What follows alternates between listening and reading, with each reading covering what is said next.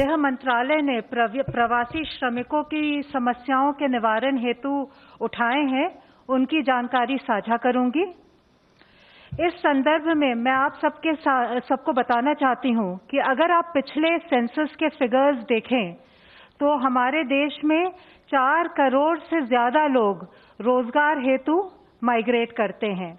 तो ये फिगर मैं बस आपके साथ शेयर करना चाहती थी।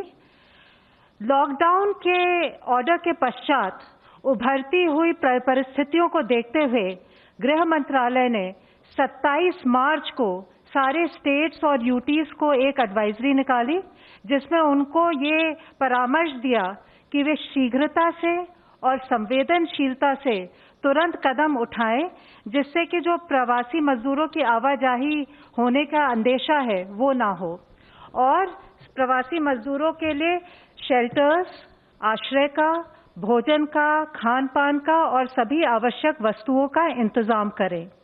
28 मार्च को एक स्पेसिफिक ऑर्डर द्वारा राज्यों को परमिट किया गया कि जो स्टेट डिजास्टर रिस्पांस फंड है उसके अंतर्गत वे रिलीफ शेल्टर और फूड इत्यादि का प्रबंध कर सकते हैं। और जैसे मैंने आपके साथ पहले भी साझा किया है, 3 अप्रैल को 11,092 करोड़ से अधिक राशि स्टेट्स और यूटीज को रिलीज की गई।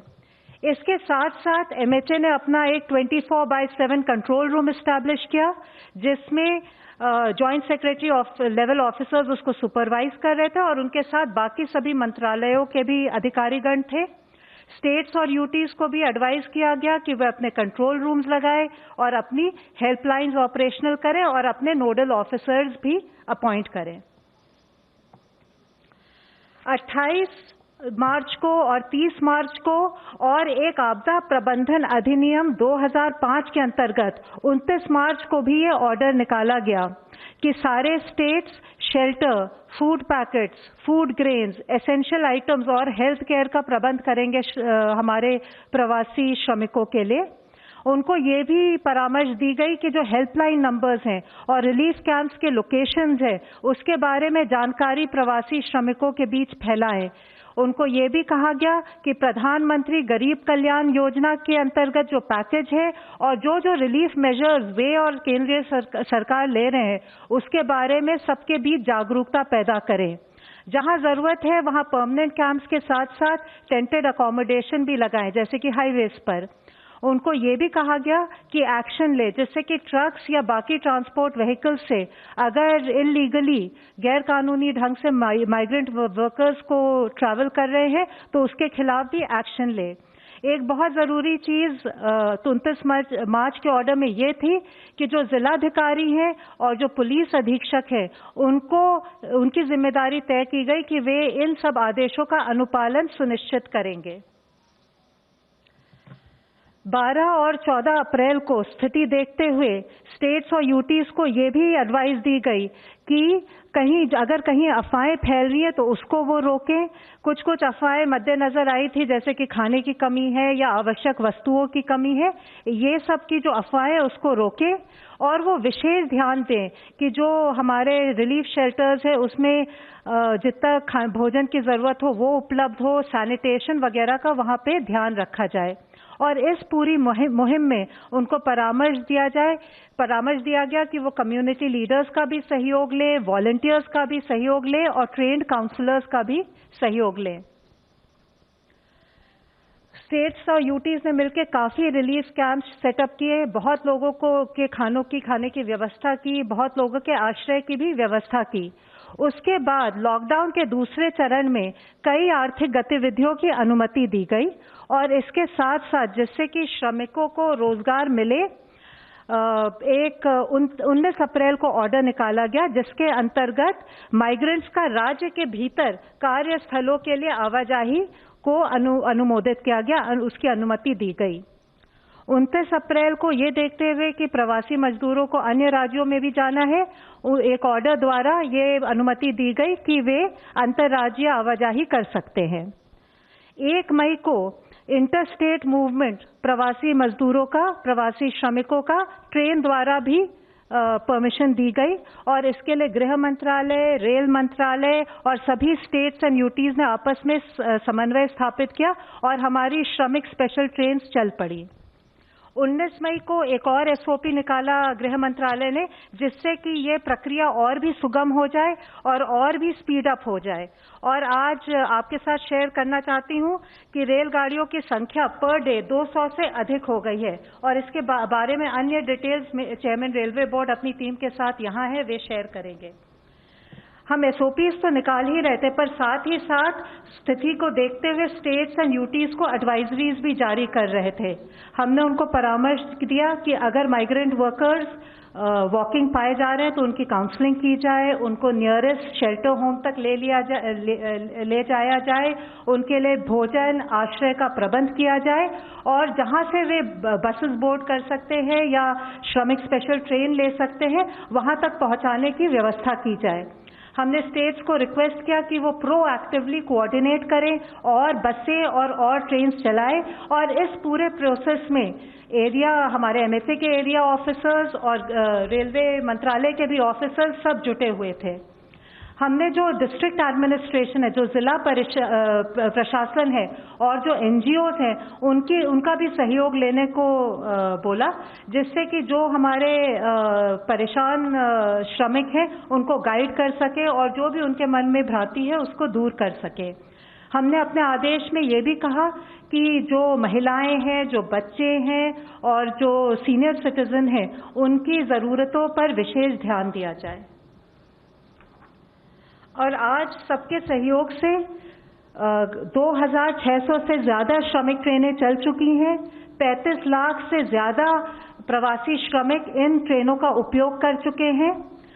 रेलवेज का हम शुक्रिया अदा करते हैं कि उन्होंने 1 जून से 200 रेगुलर ट्रेन्स भी चलाने का बंदोबस्त किया है और अभी तक 14 लाख से ज़्यादा बुकिंग हो चुकी है। इंटरस्टेट बस मूवमेंट द्वारा भी 40 लाख माइग्रेंट वर्कर्स से ज़्यादा यात्रा कर चुके हैं और आज एमएचए, रेलवे, स्टेट्स और यूटीज मिल करके इस पूरे प्रोसेस को और भी सुगम बनाने के लिए और भी फैसिलिटेट करने के लिए जुटा हुआ है। धन्यवाद। धन्यवाद। अब मैं रिक्वेस्ट करता हूं चेयरमैन रेलवे बोर्ड से कि रेलवे की तरफ से क्या क्या और सुविधाएं और क्या स्थिति है उसके बारे में जानकारी दें। नमस्कार, मैं आपको जो इंडियन रेलवेज ने इनिशिएटिव्स लिए हैं ड्यूरिंग कोविड-19 उसके बारे में एक प्रस्तुति करूंगा। सबसे पहले जो श्रमिक स्पेशल ट्रेन के बारे में, जैसे पुण्या ने बताया कि 1 मई को भारत सरकार ने लॉकडाउन के दौरान ही ये निर्णय लिया कि जो हमारे श्रमिक भाई बहन हैं उनको हम रेलों के द्वारा उनके गंतव्य स्थान तक पहुंचाएं और इसके लिए राज्य सरकारों से समन्वय स्थापित करके रेलवे ने अपने नोडल ऑफिसर से अपॉइंट किए, राज्य सरकारों ने अपने नोडल ऑफिसर से अपॉइंट किए और एक जो एलॉबरेट सोशल डिस्टेंसिंग का प्रोटोकॉल है, हाइजीन का प्रोटोकॉल है और स्क्रीनिंग का प्रोटोकॉल है, जिससे कि वो केवल एसिम्प्टोमेटिक लोग ही ट्रेवल करें और जो भी ट्रेवल करें वो फेस मास्क लगा के ट्रेवल करें। ये सब सारा प्रोटोकॉल फॉलो करते हुए हमने 1 मई 2020 जो कि श्रमिक दिवस भी होता है उस दिन श्रमिक स्पेशल ट्रेन स्टार्ट की थी और भारतीय रेल ने ये भी इंतजाम किया कि भारतीय रेल के किसी भी स्टेशन से अगर ज़रूरत पड़ेगी तो हम वो ट्रेन चलाने का हमने इंतजाम किया और माननीय प्रधानमंत्री जी के निर्देश पे सारे जो जिला अधिकारी थे उनको इंस्ट्रक्शंस दिए गए कि जहां भी उनको ज़रूरत पड़ती है, जो भी रिक्वायरमेंट आती है वो अगर वो रेलवे को बताएं तो रेलवे जहां भी हमारा रेलवे स्टेशन है वहां से ट्रेन चलाने के लिए तैयार है। तो एक तरह से एक राज्य सरकारों के साथ मिलके एक सहमति के साथ एक सिस्टम बनाया गया और इस सिस्टम के तहत श्रमिक स्पेशल ट्रेन चलाई गई। आप ये पिक्चर में देख सकते हैं कि जो सोशल डिस्टेंसिंग का प्रोटोकॉल है वो पूरी तरह से मेंटेन किया गया हर स्टेशन पे। ये आंकड़ा जो है हमने जो 1 मई को ट्रेन चलाया था उस दिन केवल 4 ट्रेनें चली थी, 4000 यात्री चले थे और 20 मई को हमने सबसे ज़्यादा ट्रेन चलाया 279 और करीब 4 लाख पैसेंजर 20 मई को ट्रेवल किए और अगर पिछले 4 दिन का अगर आप एवरेज आंकड़ा देखें तो करीब 260 यात्री ट्रेनें चलाई गई हैं एवरेज पिछले 4 दिनों में और करीब 3.5 लाख एवरेज यात्रियों ने 4 दिनों में ट्रेवल किया है और आज तक करीब 26 लाख से ज़्यादा यात्री ट्रेवल कर चुके हैं। और ये जो 26 लाख यात्री ट्रेवल किए हैं, ये सूचीबद्ध तरीके से एक स्टेट से दूसरे स्टेट में गए हैं।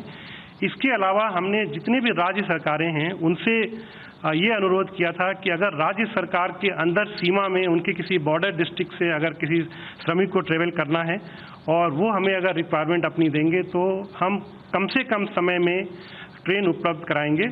सो राज्यों के अंदर भी हमने ट्रेनें चलाई और उसमें करीब 10 लाख यात्रियों ने और ट्रेवल किया। तो इस तरह से ये जो आंकड़ा हमारा है 36 लाख और 35 लाख और 10 लाख, करीब 45 लाख का आंकड़ा बनता है जो अभी तक ट्रेवल कर चुके हैं। ये आप देख सकते हैं इस ग्राफ में कि आंकड़ा धीरे धीरे बढ़ता जा रहा है। इसमें ये जो श्रमिक स्पेशल ट्रेन के डेस्टिनेशंस हैं, अगर आप ये आंकड़ा देखेंगे तो इसमें यूपी और बिहार, यहाँ के जो माइग्रेंट लेबर हैं वो करीब 80% यात्रा उन्होंने इस 2 स्टेट से किया है। और बाकी जो दूसरे स्टेट हैं वो भी इसमें दिख रहा है, मध्य प्रदेश, झारखंड और कुछ और भी स्टेट हैं। तो ज़्यादा से ज़्यादा जो इसमें दिख रहा है आपको यूपी और बिहार में गए हैं और 80% ट्रेन जो है यूपी और बिहार में गई हैं। और इस वजह से कुछ जो यूपी बिहार के नेटवर्क हैं उसमें कुछ कंजेशन भी आ रहा था, लेकिन हमने एक तरह से पूरा 24 घंटे इसको मॉनिटर करके और कुछ टर्मिनल्स पे चूँकि ये एक प्रोटोकॉल फॉलो करना होता है स्क्रीनिंग का, हेल्थ प्रोटोकॉल का, उस टर्मिनल में यात्रियों को उतारने में भी थोड़ी सी समय लग रहा था। उन सबको दुरुस्त करते हुए जो एक थोड़ा सा कंजेशन आया था उसको भी ठीक करके ये सुचारू रूप से ये श्रमिक स्पेशल गाड़ियाँ चल रही हैं। ये मैं बताना चाहूँगा आपको कि राज्य सरकारों के साथ समन्वय करके और जो उनके पास इस समय एक रिक्वायरमेंट है उसको भारतीय रेल और राज्य सरकारें एक साथ मिलके एक नेक्स्ट 10 दिनों के लिए, अगले 10 दिनों के लिए एक शेड्यूल बनाया है। आप देख सकते हैं इस कॉलम में हमने डेस्टिनेशन स्टेट का एक लिस्ट दिया है, एक ओरिजिनेटिंग स्टेट का लिस्ट दिया है। तो ओरिजिनेटिंग डेस्टिनेशन का एक मैट्रिक्स बना के अगले 10 दिनों में जो हमने ट्रेनें शेड्यूल करी हैं वो करीब 2600 ट्रेनें शेड्यूल करी हैं। और उसमें जो हमने ये अनुमान लगाया है कि अगले 10 दिनों में 36 लाख पैसेंजर्स को हम ट्रेवल करा पाएंगे। और इसके अतिरिक्त हमने सारे राज्य सरकारों से अनुरोध किया है कि अगर उनकी राज्य की सीमा में कहीं से भी अगर उनको ट्रेन अरेंज करनी है वो हम तुरंत अरेंज कराएंगे। हम अपने सारे डिविजनल हेडक्वार्टर्स में हमने ट्रेन प्लेस करके रखी हुई है, एक तरह से देख तैयार करके रखी है। और जैसे ही हमको कोई रिक्वायरमेंट मिलती है स्टेट गवर्नमेंट अथॉरिटी से, हम विद इन स्टेट भी ट्रेन चलाने को तैयारी करके रखे हुए हैं। तो इस तरह से जो नेक्स्ट 10 दिन का जो मेरा एक प्रोजेक्टेड आंकड़ा है उसमें 36 लाख ये जो सूचीबद्ध तरीके से इंटर स्टेट ट्रेवल और करीब 10 से 12 लाख जो विद इन स्टेट हम ट्रेवल का आंकड़ा रख के चल रहे हैं। और ये मैं बताना चाहूँगा कि ये जो रेलवे ने व्यवस्था की हुई है इसके तहत जितने भी हमारे श्रमिक भाई बहन हैं वो जहाँ भी हैं उनको वहाँ से गंतव्य स्थान पहुँचाने के लिए रेलवे ने पूरी व्यवस्था की है। और ये व्यवस्था तब तक चलती रहेगी जब तक कि सारे श्रमिक भाई बहन अपने गंतव्य स्थान पे पहुँच जाएं। तो इस तरह से जो राज्य सरकारों के साथ मिलकर जो समन्वय बना के भारतीय रेल ने व्यवस्था कर रखी है, अगले 10 दिनों में काफ़ी ये जो 36 लाख और 46 लाख श्रमिक भाइयों को हम उनके गंतव्य स्थान पे पहुंचा पाएंगे। एसेंशियल कमोडिटीज 24 घंटे हम लोग इस पे मूवमेंट पे काम कर रहे हैं। जितने भी एसेंशियल कमोडिटीज हैं, चाहे फूड ग्रेन है, सॉल्ट है, ऑयल है, इस सबको मूवमेंट में हमने 24 घंटे काम किया। कोल, फर्टिलाइज़र जो कि पावर प्लांट के लिए कोल की ज़रूरत थी उसको मूव किया। फूड ग्रेन मैं आपको बताना चाहूँगा कि जो हम नॉर्मल फूड ग्रेन मूव करते थे, जैसे कि अगर हमने पिछले साल इसी पीरियड में जो मूव किया था उससे करीब करीब दुगना फूड ग्रेन हमने इस समय मूव किया। उसके बाद से हमने एक ये नई पार्सल सर्विस शुरू करी और इसका मकसद यही था कि जो हमारे एसेंशियल कमोडिटीज़ हैं, मेडिसिन हैं, मेडिकल इक्विपमेंट हैं, फ्रूट्स हैं, वेजिटेबल, मिल्क, इन सब को हम एक टाइम टेबल पार्सल ट्रेन की तरफ मूव कर पाएँ। तो ये एक रेलवे ने पहल की और ये कोशिश करी कि हम जो भी एसेंशियल कमोडिटीज़ हैं उसको वहाँ पहुँचा पाएँ। हमने जो कोविड के लिए जो जिन चीज़ों की ज़रूरत थी, पीपी की शुरू में देश में बहुत दिक्कत थी, सो भारतीय रेल ने एक ये पहल की और हमने अपने वर्कशॉप में खुद पीपी तैयार करना शुरू किया। 1,20,000 पीपी हम बना चुके हैं, करीब 4,000 डेली हम बना पा रहे हैं। मास्क हमने बहुत बड़े स्केल पे बनाया, सैनिटाइजर्स बनाए, हैंड सैनिटाइजर बनाए, जिसको कि हमने यूज किया अपने भारतीय रेल के कर्मचारियों के लिए और भारतीय रेल परिसर के आसपास जो ज़रूरतमंद लोग रह रहे हैं उनको भी हमने डिस्ट्रीब्यूट किया। जो भारतीय रेल परिसर के आसपास और भारतीय रेलवे स्टेशन के आसपास काफ़ी लोग ऐसे हैं जिनको खाने की ज़रूरत थी, वो हमने पिछले 1 महीने में एक तरह से फ्री मील की व्यवस्था करी और 4.7 मिलियन फ्री मील्स अभी तक हमने दी। तो ये एक भारतीय रेल का प्रयास था कि कोविड केयर के लिए उसमें अपना भारतीय रेल योगदान दे। और अंत में मैं फिर से आपको बताना चाहूँगा कि जो प्रवासी श्रमिक के लिए जो हम ट्रेन चला रहे हैं वो राज्य सरकारों से समन्वय करके और जो उनकी रिक्वायरमेंट आ रही है उसके हिसाब से हम ट्रेनों को शेड्यूल कर रहे हैं। अगले 10 दिनों के लिए हमने ऑलरेडी ट्रेनें शेड्यूल कर रखी हैं और उसके बाद भी अगर कोई भी ट्रेन की ज़रूरत पड़ती है तो भारतीय रेल उसके लिए भी ट्रेन शेड्यूल करेगी।